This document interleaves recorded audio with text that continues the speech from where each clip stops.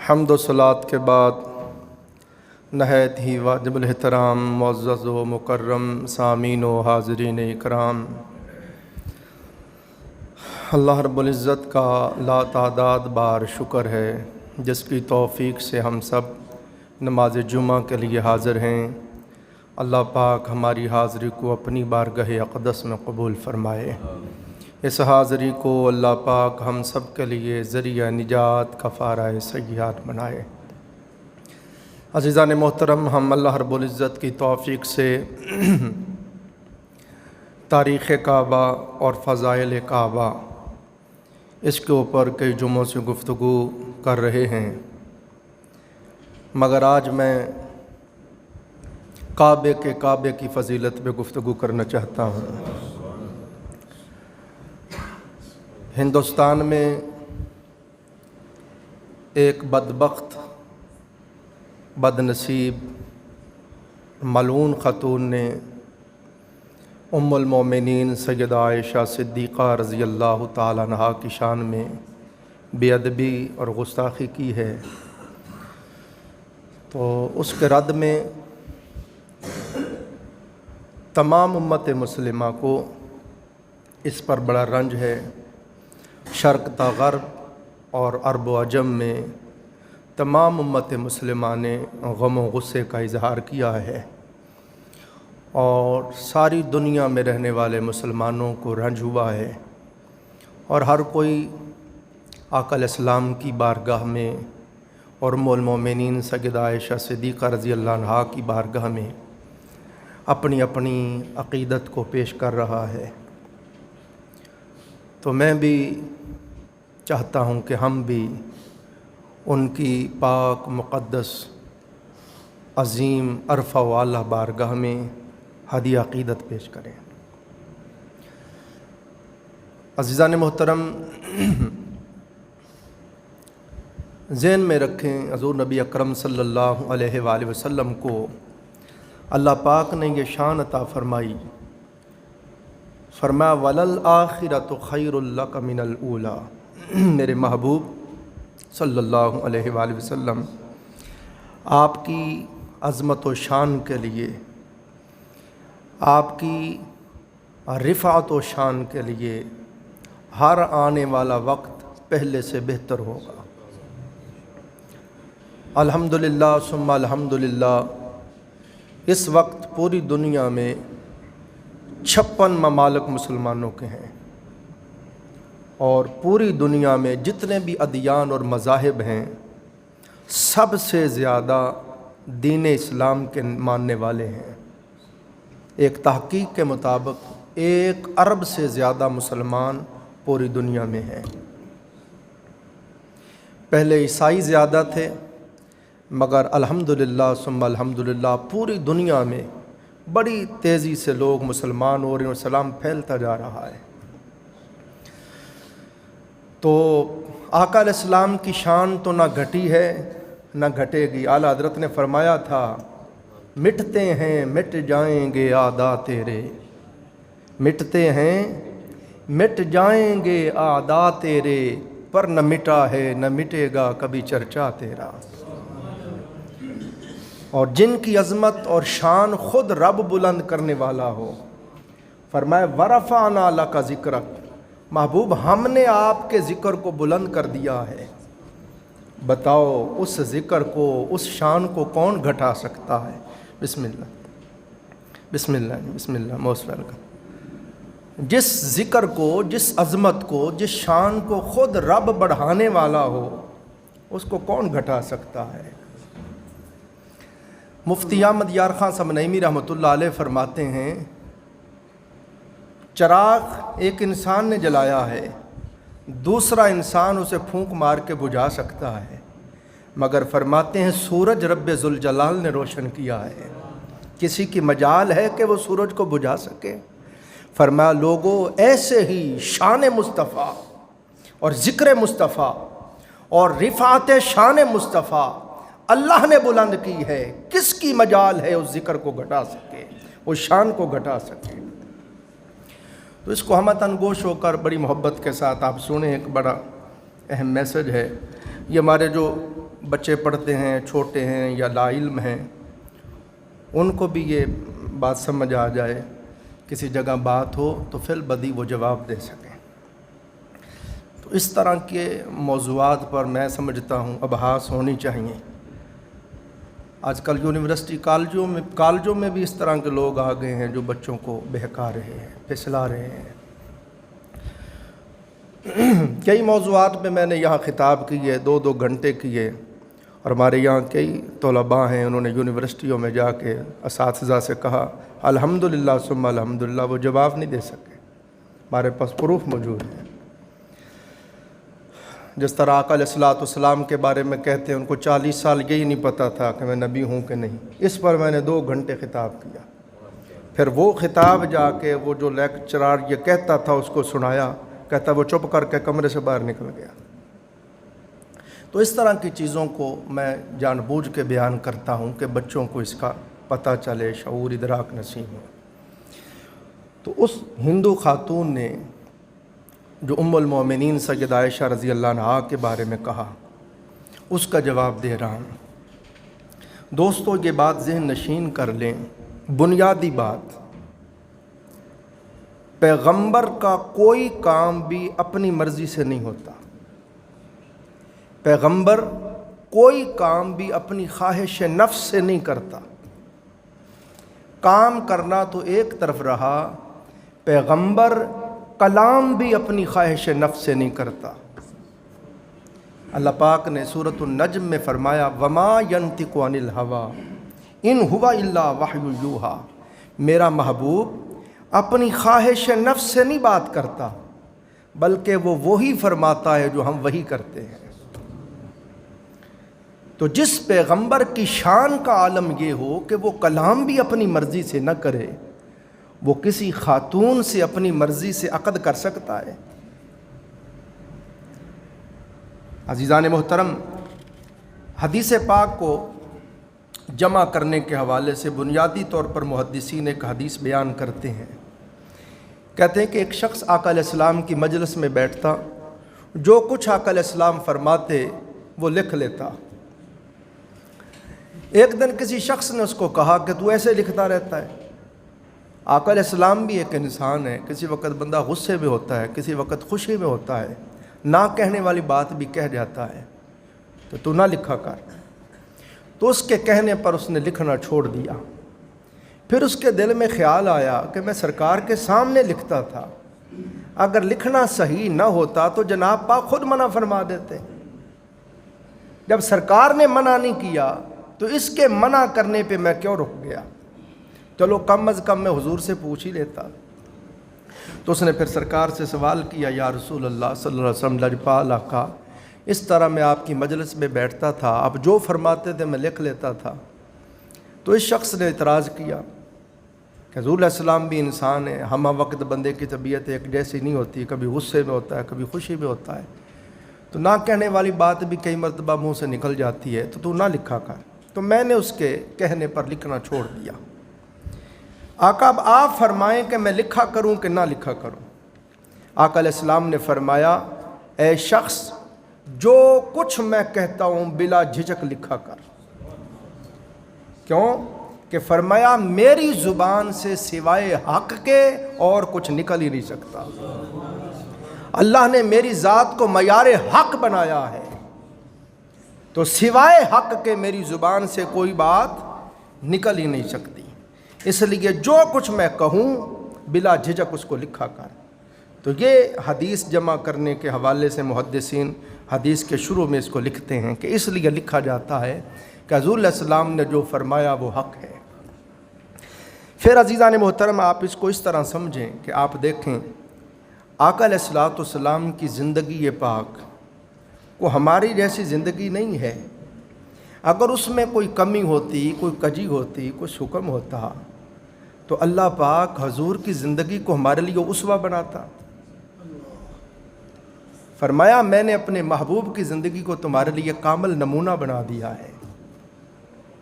اگر آقا علیہ السلام کی ذات اقدس میں نعوذ باللہ نقل کفر نہ باشد کوئی کمی ہوتی تو ہمارے لیے وہ اسوہ کیسے بن سکتی تھی؟ پھر اللہ پاک نے فرمایا فاتبعونی یحببکم اللہ، میرے محبوب کی زندگی اتنی منزہ، اتنی عرفہ والا ہے، اتنی طیب طاہر اور پاک ہے کہ جو میرے محبوب کی اتباع کر لے، محبوب تو محبوب ہے ہی، وہ بھی محبوب ہو جائے گا۔ تو بتائیں حضور کی ذات پاک میں اگر کوئی کمی ہوتی تو آقا علیہ السلام کی زندگی ہمارے لیے اتباع بنتی، اسوہ بنتی؟ پھر سرور دو جہاں صلی اللہ علیہ وآلہ وسلم کو پیر کرم شاہ صاحب الازہری رحمۃ اللہ علیہ نے تفسیر ضیاء القرآن میں ایک بڑی زبردست بات سمجھائی ہے۔ پیر صاحب فرماتے ہیں کہ جو پیغمبر ہوتا ہے، نبی ہوتا ہے، اس سے گناہ نہیں ہو سکتا، اس سے اللہ کی نافرمانی نہیں ہو سکتی۔ اللہ تعالیٰ اس کو اتنا منزہ بناتا ہے، مزکہ بناتا ہے، مصفہ مجلہ طاہر مطہر بناتا ہے، اور اتنا معصوم عن الخطا بناتا ہے کہ نبی سے خطا ہو ہی نہیں سکتی۔ نبی معصوم عن الخطا ہوتا ہے، کیوں کہ فرماتے ہیں پیغمبر کی زندگی امت کے لیے اسوہ بننی ہوتی ہے۔ فرماتے ہیں نعوذ باللہ نقل کفر نہ باشد، کوئی نبی گناہ کرے اور امتی بھی وہی گناہ کرے تو امتی کے لیے گناہ نہیں ہے، وہ تو وہی کر رہا ہے جو اس کا نبی کر رہا ہے۔ تو فرماتے ہیں اس لیے نبی سے گناہ ہو ہی نہیں سکتا، کیونکہ اس کی زندگی اتباع بنتی ہے، اسوہ بنتی ہے۔ تو عزیزان محترم، جب آقا علیہ الصلوۃ والسلام کی ذات پاک کی یہ شان ہے کہ حضور علیہ الصلوۃ والسلام کی زبان پر بھی خدا کی حفاظت کا پہرا ہے، قول پر، فعل پر، ظاہر پر، باطن پر، اور پیغمبر کلام بھی اپنی خواہش نفس سے نہیں کرتا، تو آپ سوچے تو صحیح یہ کیسے ہو سکتا ہے کہ حضرت عائشہ رضی اللہ عنہا سے نکاح کرنا ہو اور اللہ کی مرضی کے بغیر ہو جائے؟ توجہ سے بیٹھیں، ہمتاً گوش ہو کے بیٹھیں، پھر آپ کو یہ بات سمجھ آئے گی۔ نبی اکرم صلی اللہ علیہ وآلہ وسلم کی ذات پاک پر ہمہ وقت اللہ رب العزت کی حفاظت کا پہرا تھا۔ آپ اس سے اندازہ کریں، آپ دیکھیں اس حدیث پاک سے شیخ عبدالحق محدث دہلوی رحمۃ اللہ علیہ نے اس کو روایت کیا، آپ کو یہ سارا سبق اس سے سمجھ آ جائے گا۔ فرماتے ہیں کہ حضور علیہ السلام کو اپنی ازواج میں سے سب سے زیادہ محبت حضرت عائشہ رضی اللہ عنہا سے تھی۔ پوچھا گیا یا رسول اللہ آپ کو سب سے زیادہ کس سے محبت ہے؟ فرمایا عائشہ سے۔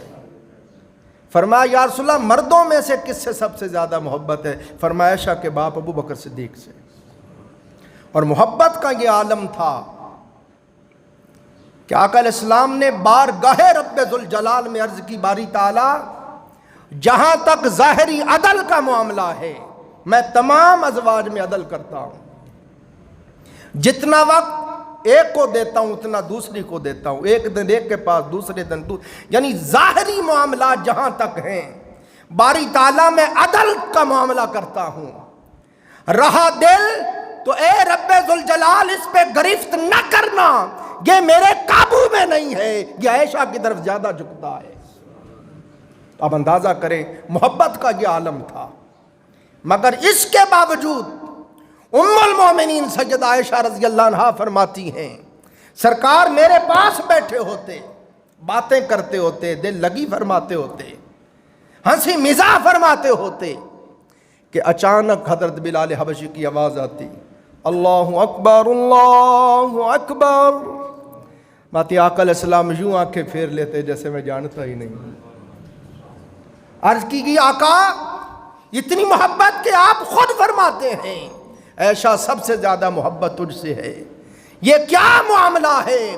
جو ہی بلال کی آواز آتی ہے آپ یوں آنکھیں پھیر لیتے ہیں جیسے جانتے ہی نہیں۔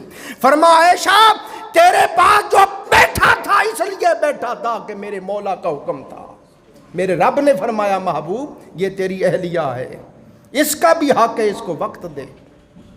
اپنے مولا کے حکم کی تعمیل میں تیرے پاس بیٹھا تھا، جس کے حکم کی تعمیل میں تیرے پاس بیٹھا تھا اسی کا بلاوا آ گیا، مصطفیٰ پلٹا تو میں واپس پلٹ گیا۔ تو آپ دیکھیں تو اسی پیغمبر کا کوئی کام بھی اپنی مرضی سے ہوتا ہی نہیں ہے۔ یہ گو ماتا کا پیشاب پینے والے پلید لوگ کیا جانے نبی کیا ہوتا ہے، پیغمبر کی زندگی کیا ہوتی ہے، پیغمبر کا مقام کیا ہوتا ہے۔ یہ پلید لوگ، انمل مشرکون نجسون، قرآن نے کہا مشرک پلید ہوتے ہیں۔ یہ پلید لوگ پاکوں کی شان کیا جانیں؟ پاکوں کی شان پاک ہی جان سکتے ہیں، جن کے دل پاک ہوں، جن کے دماغ پاک ہوں، جن کے ظاہر پاک ہوں، جن کے باطن پاک ہوں، ان باطن پاک باطنوں پر خدا کے انوار اترتے ہیں، وہی پاکوں کی شان جان سکتے ہیں۔ گاؤ ماتا کا موتر پینے والے پلید لوگ کیا جانیں شان مصطفیٰ کیا ہے، محبوب خدا کی عظمت اور شان کا عالم کیا ہے۔ پھر عزیزان محترم، غیر مسلم مستشرقین کو، محققین کو آپ پڑھیں، وہ کہتے ہیں، اور یہاں راجپال ہندو ہوا جس کو غازی علم دین شہید صاحب نے واصل جہنم کیا، اس نے بھی ایک کتاب لکھی تھی نعوذ باللہ، رنگیلا نبی، اس نے بھی اس میں اس طرح کے بکواسات کیے کہ وہ عورتوں کے دل دادا تھے، وہ نفس پرست تھے، یہ تھے وہ تھے۔ پھر غازی علم دین شہید صاحب کی خنجر اٹھا اور اس کو پھر واصل جہنم کر دیا۔ اب دیکھیں نا، استاد علامہ غلام رسول سعیدی صاحب لکھتے ہیں، فرماتے ہیں کہ یہ اعتراض کرنے والوں کہ وہ زیادہ عورتوں سے شادی کرتے تھے، نفس پرست تھے، شہوت پرست تھے، عورتوں کے دل دادا تھے، فرماتے ہیں نادان غور تو کر، کوئی پیغمبر ایسا نہیں ہوا جو شادی شدہ نہیں تھا۔ تقریباً 1.25 لاکھ نبی آئے، ہر نبی نے نکاح کیا، ہر نبی شادی شدہ تھا۔ 1.25 لاکھ پیغمبروں میں صرف 2 نبی ہوئے، یحییٰ علیہ السلام اور عیسیٰ علیہ السلام، انہوں نے شادی نہیں کی، رہبانیت کی زندگی گزاری۔ ان کے علاوہ تمام انبیاء علیہ السلام نے عقد کیے، نکاح کیے، شادیاں کی، ان کی بیویاں تھیں، بچے تھے۔ اور حضرت داؤد علیہ السلام کا پڑھیں، ان کی 100 ازواج تھیں، 100 ازواج تھیں۔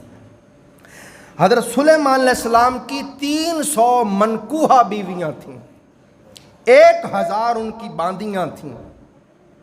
وجہ یہ ہے کہ نبی کے پاس عام لوگوں کی نسبت طاقت زیادہ ہوتی ہے۔ حضور علیہ السلام نے خود فرمایا، جنت میں ایک جنتی کو دنیا کے صحیح تندرست 100 بندوں جتنی طاقت دی جائے گی۔ توجہ کریں، دنیا کے 100 تندرست بندوں کی طاقت اکٹھا کریں، 100 بندوں کی، اتنی طاقت ایک جنتی کو دی جائے گی۔ اور آقا علیہ السلام نے فرمایا، اس دنیا میں اللہ نے مجھے جنت کے 40 بندوں جتنی طاقت عطا فرمائی ہے، یعنی 4000 بندوں جتنی طاقت۔ طاقت کا یہ عالم ہے، نفس پرست کہنے والوں، شہوت پرست کہنے والوں، بدبختوں غور کر کے دیکھو، اس نبی نے پہلا عقد 25 سال کی عمر میں کیا، جس خاتون سے کیا وہ بوڑھی ہے، اس کی 40 سال عمر ہے۔ اور حضور علیہ السلام سے پہلے وہ 2 شخصوں کی بیوی رہ چکی ہیں، ایک سے 2 بچے ہوئے، ایک سے 1 بچی ہوئی، اور تیسری جگہ وہ آقا علیہ السلام کے عقد میں آئیں۔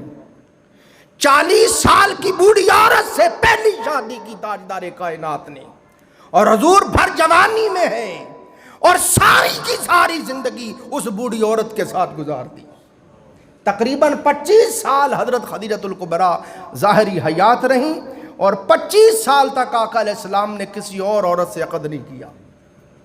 جب تک حضرت خدیجۃ الکبریٰ زندہ رہیں، آقا علیہ السلام نے کسی اور عورت کے ساتھ عقد نہیں۔ تقریباً آقا علیہ السلام کی عمر مبارک 50 سال ہو گئی۔ اگر عورتوں کے دل دادا اور طاقت کا عالم آپ نے سنا، 4000 انسانوں جتنی طاقت ہے، اور حال یہ ہے کہ ایک بوڑھی عورت کے ساتھ ساری زندگی گزار دی ہے۔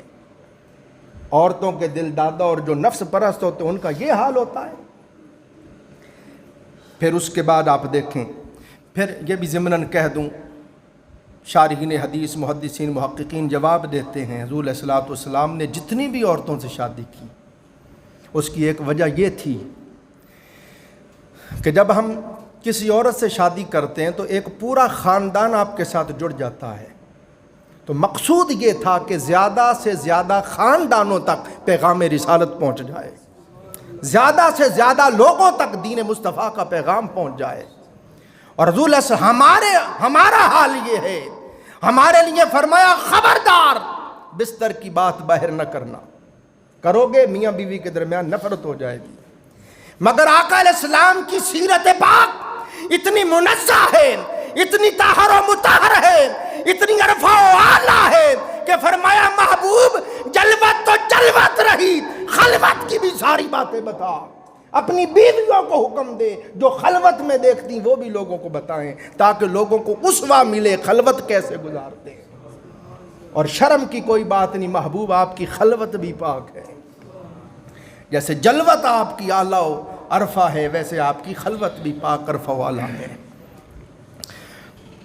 اور پھر حضور علیہ السلام نے ام المومنین سیدہ عائشہ رضی اللہ عنہا کے علاوہ جتنی بھی حضور علیہ السلام کی ازواج ہیں آپ پڑھ کے دیکھ لیں، کوئی بیوہ تھیں، کوئی مطلقہ تھیں، بڑی عمر کی تھیں، بے آسرا بے سہارا تھیں، کملی والے آقا ان کا آسرا اور سہارا بنے۔ اور حضور علیہ السلام نے امت کو یہ پیغام دیا، جو اسوہ دیا، مجھ سے محبت کا دعویٰ کرنے والوں، جہاں کنواری عورتوں سے شادیاں نکاح کرتے ہو، اس طرح کی بیوہ اور مطلقہ کا بھی سہارا بننا یہ بھی تمہارے آقا کی سنت ہے۔ تو یہ آقا علیہ السلام نے اس لیے بھی شادیاں کی۔ پھر عزیزان محترم، حضرت ام المومنین سیدہ عائشہ رضی اللہ عنہا حضرت خدیجہ الکبریٰ کے بعد سب سے زیادہ محبت آقا علیہ السلام کو حضرت عائشہ رضی اللہ عنہا کے ساتھ تھی۔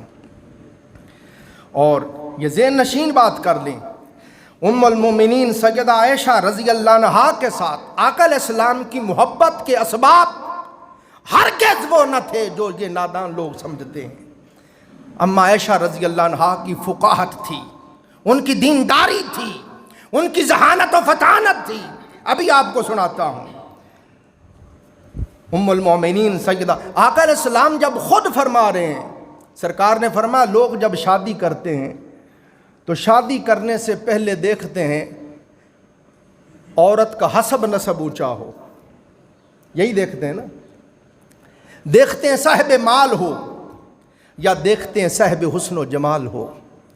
سرکار نے فرمایا میں تمہیں حکم دیتا ہوں، اونچا حسب نسب ہو یا نہ ہو، صاحب مال ہو یا نہ ہو، صاحب حسن و جمال ہو نہ ہو، میں کہتا ہوں دیکھو دینداری ہے، اگر دینداری ہے تو پھر بلا جھجک کر لو، تمہیں نفع ہی نفع ہوگا۔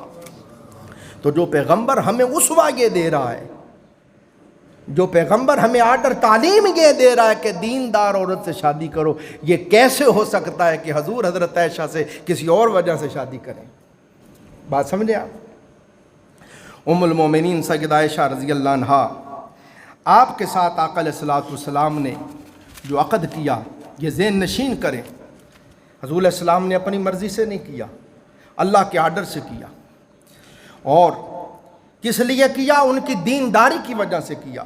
خاص وجوہات جو بیان کی محدثین نے، کہتے ہیں حضرت عائشہ رضی اللہ عنہا کی قابلیت کی وجہ سے، ان کی ذہانت کی وجہ سے، ان کی قوت اجتہاد کی وجہ سے، ان کی دقت نظر کی وجہ سے، ان کے وسعت معلومات کی وجہ سے، فرماتے یہ وہ اوصاف تھے جو سرکار کی باقی بیویوں میں سے کسی میں بھی نہیں تھے جو حضرت عائشہ میں تھے۔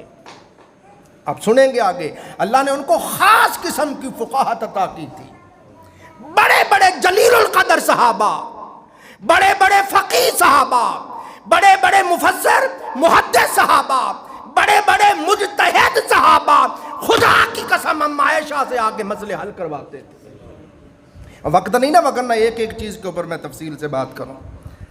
پھر حضرت عائشہ رضی اللہ عنہا فرماتی ہیں ہر کوئی در مصطفیٰ پہ جاتا تھا، فرماتی یہ ہمارا نصیب تھا کہ حضور ہر روز ہمارے گھر آتے تھے حضرت ابوبکر صدیق کو ملنے، حضرت ابوبکر صدیق کو ملنے کے لیے۔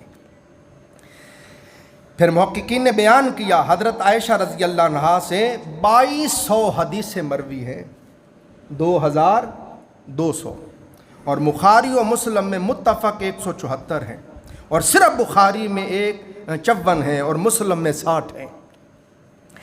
اور علامہ ابن قیم نے تو کمال بات کہی۔ علامہ ابن قیم فرماتے ہیں حضور علیہ السلام کے 1.25 لاکھ صحابہ تھے۔ کتنے تھے؟ بولیں ذرا، بولنے سے یاد ہو جاتا ہے۔ 1.25 لاکھ تھے۔ فرماتے ہیں 1.25 لاکھ صحابہ میں سے صرف 149 صحابہ فقیہ تھے جن کو فقہ حاصل تھی، فقیہ تھے۔ اور فرماتے ہیں ان 149 میں سے صرف 14 صحابہ اعلم تھے جو بالکل راسخ العلم تھے، بڑا مضبوط قوی علم ان کے پاس تھا. ان کے علم کا یہ عالم تھا کہ یہ 14 صحابہ کسی بات پر فتویٰ دے دیتے تو پھر کسی اور کو آگے سے بولنے کی مجال نہ ہوتی. علامہ ابن قیم فرماتے ہیں حضرت عائشہ رضی اللہ عنہا ان 14 صحابہ میں سے ہیں. رسول السلام نے فرمایا میری عائشہ خدا کی قسم تو آدھا دین ہے. اور حج کے دنوں میں خیمہ لگا دیا جاتا اور اعلان کر دیا جاتا ام المومنین حضرت عائشہ تشریف لائی ہوئی ہیں، جس کسی نے کوئی سوال کرنا ہو وہ آ کے پوچھ سکتا ہے. آگے پردہ ہوتا اور پورے بلاد اسلامیہ سے لوگ آئے ہوئے آ کے سوال کرتے اور اماں جی جواب دیتی. عزیزان محترم، کون حضرت عائشہ رضی اللہ عنہا؟ آپ فرماتی ہیں اللہ رب العزت نے مجھے یہ شان عطا کی ہے کہ میرے سوا حضور کی کوئی بیوی بھی کنواری نہیں تھی. اب سنتے جائیں. اور دوسرے نمبر پر فرماتی ہیں زلیخا کو خود یوسف علیہ السلام کا 3 بار دیدار کروایا گیا خواب کے اندر، اور زلیخا پھر یوسف علیہ السلام پہ عاشق ہو گئی. مگر فرماتی خدا کی قسم میرا معاملہ جدا ہے، اللہ نے مجھے یہ شان عطا کی ہے کہ فرشتہ 3 بار غلافوں میں لپیٹ کر مجھے حضور کے پاس لایا اور کہا یا رسول اللہ، اللہ پاک فرماتا یہ تمہارے لیے ہے. سرکار جب میں نے پردہ ہٹا کے دیکھا تو عائشہ تو تھی. تو اب دیکھیں اللہ پاک خود کروا رہا ہے. میں نے اتنی تفصیل سے اتنی چیزیں عرض کر دیں. پیغمبر کی زندگی ہماری زندگیوں سے مختلف ہوتی ہے، منفرد ممیز ہوتی ہے. پھر اماں عائشہ رضی اللہ عنہا فرماتی ہیں اور کسی بیوی کو یہ مقام حاصل نہ تھا جو مجھے تھا کہ فرماتی آقا علیہ السلام کسی زوجہ کے بستر پر ہوتے خدا کی قسم وحی نہیں آتی تھی، مگر میری یہ شان ہے کہ میرے بستر پہ حضور بیٹھے ہوتے اس وقت بھی قرآن خدا کا قرآن اترتا ہوتا. پھر اماں عائشہ رضی اللہ عنہا فرماتی ہیں اللہ نے میری برات میں قرآن نازل کیا. میں سناتا ہوں ابھی آپ کو.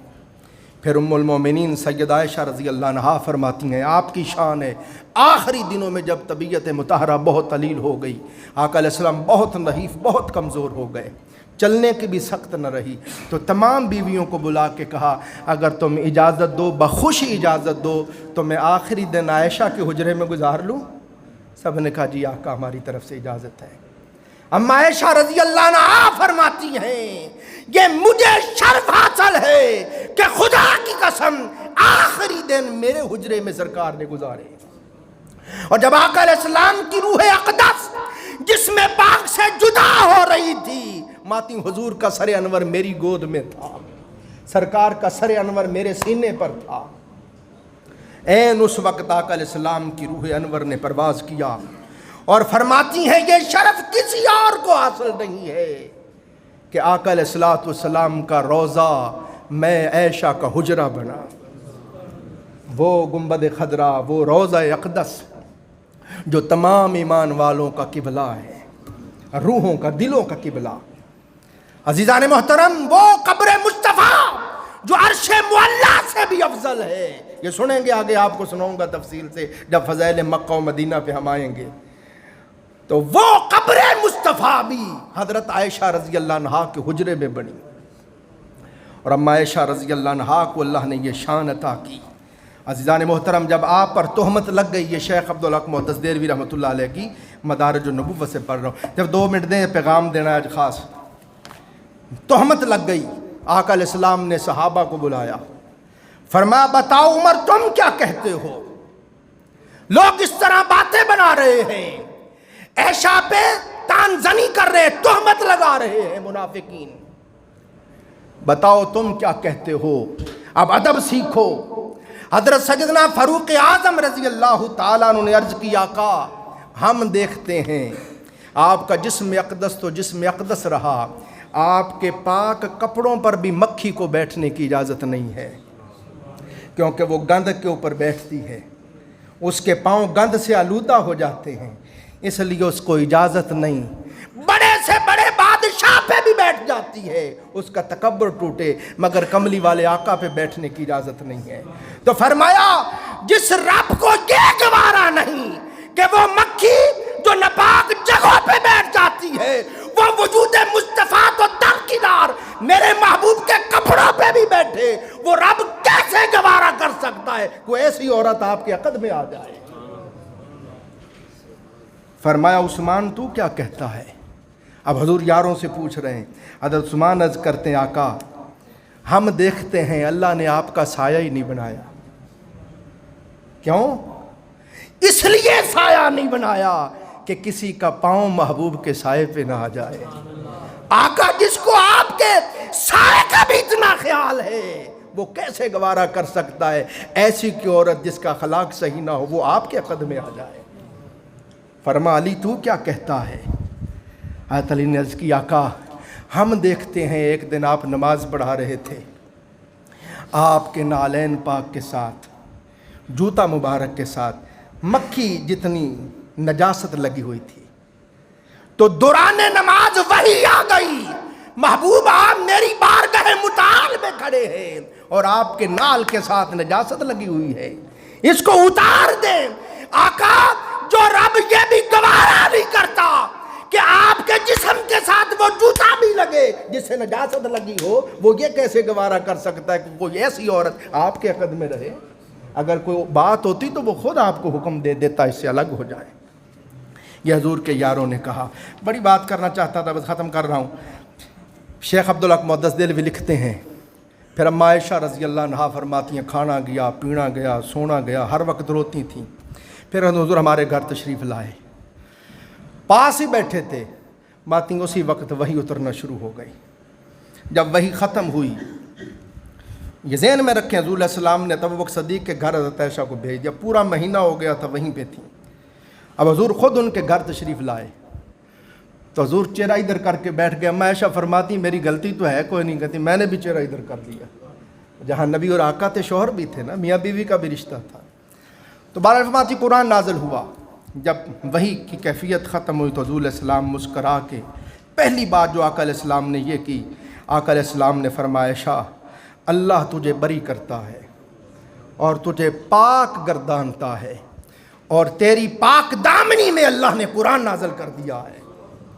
جب یہ بات ہوئی حضرت ابو بکر صدیق رضی اللہ تعالیٰ عنہ نے کہا بیٹی عائشہ اٹھو اپنے شوہر کا شکریہ ادا کرو کہ ان کی وجہ سے اللہ نے تیری پاک دامنی بیان کی، تیری شان میں قرآن اتارا ہے۔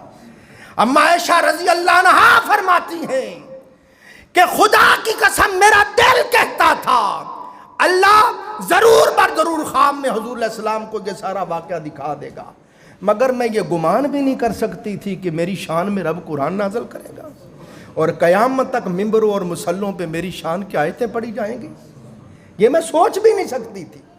اب جب قرآن اتر گیا حضرت ابو بکر صدیق نے کہا بیٹی عائشہ اٹھو اپنے آقا کا شکریہ ادا کرو۔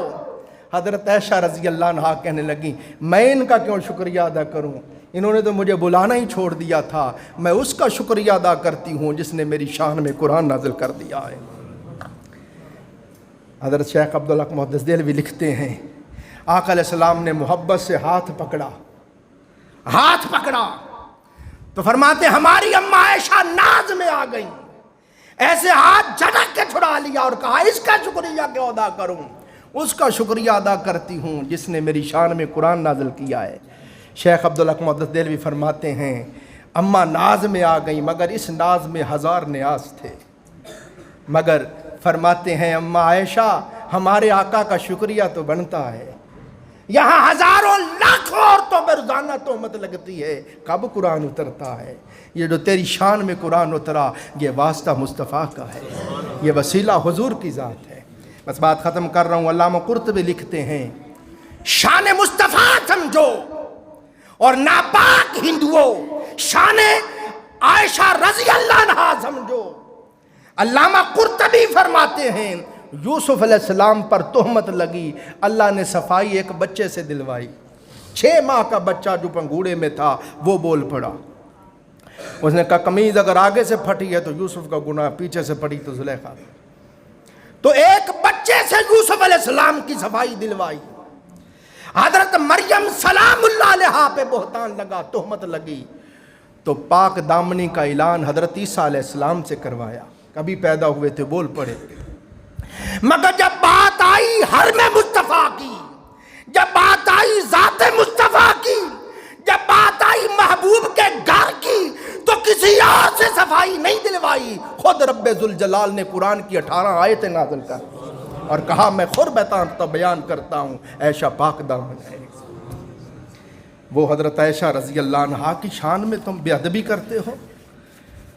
میں پیغام دینا چاہتا ہوں، یہ میری عقیدت ہے، یہ میری نیاز مندی ہے، غیر مسلموں کو کہنا چاہتا ہوں، یہ ذہن نشین بات کر لو، پوری دنیا میں 1 ارب سے زیادہ مسلمان بستے ہیں، اور خدا کی قسم ہم میں سے ہر کوئی غازی علم دین شہید بننا چاہتا ہے، ہم میں سے ہر کسی کے دل کے اندر خدا کی قسم یہ بات ہے، یہ ہماری امنگ ہے، یہ چاہت ہے، یہ آرزو ہے، مولا ہمیں بھی وہ زندگی، وہ موت نصیب ہو جائے، ہم بھی حضور کی خاطر اپنی جان دے دیں، یہ سعادت مندی نصیب ہو جائے، ہم میں سے ہر کوئی یہ چاہتا ہے، آقا علیہ السلام کی خاطر اپنی جان دے دینا، یہ اتنی بڑی سعادت مندی کی بات ہے کہ پڑھ کر دیکھو، جب غازی علم دین شہید صاحب نے راجپال ہندو کو واصل جہنم کیا، اور علامہ اقبال جو شاعر مشرق حکیم الامت کشتہ عشق مصطفیٰ ہیں، ان کو اطلاع ملی تو رو کے فرمانے لگے، اور ایسی گلہ ہی کر دے رہ گئے تھے، ترکھانہ دا منڈا بازی بھی لے گیا، یعنی کہ وہ شہادت ہے کہ علامہ جیسے بھی ترستے۔ اعلیٰ حضرت نے فرمایا کروں تیرے نام پہ جان فدا، 1 جان نہیں 2 جہاں فدا، 2 جہاں سے بھی جی نہیں بھرا، کروں کیا کروڑوں جہاں نہیں۔ تو عزیزان محترم، ہم سب آقا علیہ السلام کے لیے ذہن نشین کر لیں، صرف یہ کہہ دینا جی اس کو ہم نے اپنی جماعت سے فارغ کر دیا ہے، اس سے استعفیٰ، یہ کافی نہیں ہے، اس کو جیل کے اندر بند کیا جائے، اس کو سزا دی جائے، وگرنہ صدیوں سے چلا رہا ہے۔ اگر عدالتیں سزا نہیں دیتی تو پھر غلامان مصطفیٰ پھر اپنی عدالت لگاتے ہیں۔ کوئی بات نہیں، ہم پاکستان میں رہتے ہیں، کوئی سعودی عرب میں ہے، کوئی جاپان میں ہے، کوئی کہاں ہے، ہندوستان میں بھی لاکھوں کروڑوں مسلمان رہتے ہیں۔ تو کبھی بھی کوئی یہ نہ سمجھا کرے کہ حضور کے دیوانے دنیا میں نہیں، جب تک غلامان مصطفیٰ ہیں انشاءاللہ العزیز کوئی عزت رسول کی طرف میری آنکھ سے دیکھے گا ہم آنکھ پھوڑ کے رکھ دیں گے، کوئی زبان کھولے گا خدا کی قسم گدی سے پکڑ کے کھینچ دیں گے۔ جب تک ہمارے استاد علامہ خادم حسین رضوی، میں جامعہ نظامیہ میں خود ان سے پڑھتا رہا، وہ کہا کرتے تھے اور ایسی گردنہ حضور واسطے ہی تو رکھی ہوئی ہیں، یعنی ان کا مقصد ہی اور کوئی نہیں ہے۔ تو اگر حضور علیہ السلام کی خاطر ہماری جان چلی جائے، اس سے بڑی کوئی سعادت مندی نہیں ہے۔ اللہ تعالیٰ مجھے بھی آپ کو بھی حضور علیہ السلام کی محبت میں، غلامی میں زندہ رکھے، اسی محبت اور غلامی میں موت عطا فرمائے۔ وآخر دعوانا الحمدللہ رب العالمین۔